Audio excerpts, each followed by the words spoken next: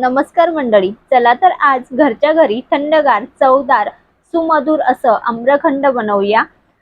मागच्या वेळेस आपण दही वापरून चक्का आणि त्यापासून प्लेन श्रीखंड तयार केलं होतं। तर आज आपण अगदी सोप्या पद्धतीने आमरस वापरून आम्रखंड तयार करतोय।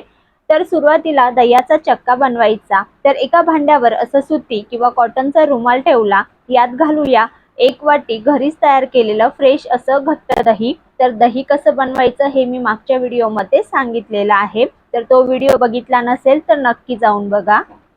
रुमालामध्ये दही घातल्यावर चारही बाजू धरून दाखविल्याप्रमाणे गाठ बांधायची, म्हणजे दह्यातील सर्व पाणी निथळून चक्का तयार होईल। तर शक्य होईल तितकं मी हाताने पिळून पाणी काढून घेतलेलं आहे।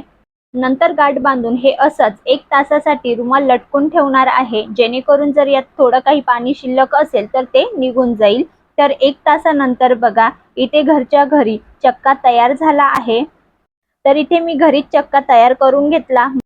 तर हा मी चमच्याने एकसारखा फेटून घेते। तर हा नरम होईपर्यंत यात जर काही दह्याच्या गाठी असतील तर त्या मोडून घ्यायच्या। तर हे फेटून झालेलं आहे। आता यामध्ये पिठी साखर घालायची। तर 4 चमचे इतकी मी पिठी साखर घातली। साखर ही मिक्सरला थोडीशी दळून घेतलेली होती बारीक, आणि तीच मी यात घातली। तर साखर यामध्ये चांगली मिसळून घ्यायची। आता साखरेचं प्रमाण म्हणाल तर जेवढा चक्का असतो तेवढीच साखर यात वापरायची असते, किंवा त्यापेक्षा थोडीशी कमी घालू शकता। परंतु या ठिकाणी मी आमरस वापरणार आहे, तर आमरसमध्ये सुद्धा साखरेचं प्रमाण आहे, त्यामुळे मी यामध्ये साखर ही फक्त 4 चमचे घातली। तुम्ही जर डायरेक्ट आंब्याची प्युरी घालत असाल तर साखर चक्का मोजून घालायची। जेवढा चक्का तेवढी साखर, किंवा त्यापेक्षा थोडीशी कमी साखर वापरायची। तर यामध्ये मी 2 मोठे चमचे आमरस घातला, आणि आता यामध्येच काही ड्रायफ्रूटचे काप, तर काजू, बदाम आणि पिस्ता बारीक चिरून घेतला होता तो घातला, आणि फ्लेवरसाठी पाव चमचा इतकी वेलची पावडर, तुम्ही जायफळ पावडर सुद्धा घालू शकता।